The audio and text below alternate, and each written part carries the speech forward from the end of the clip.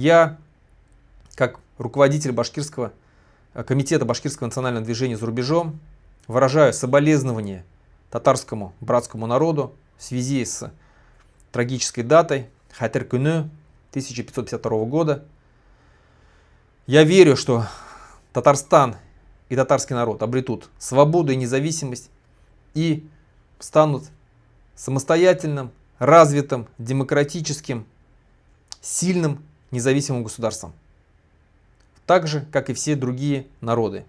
Я уверен, что мы в будущем, как два независимых государства, Башкортостан и Татарстан, будем сотрудничать во всех сферах, торговать, дружить и, если надо, объединяться против общего врага.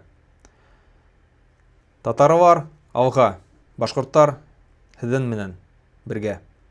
Хау болғыр.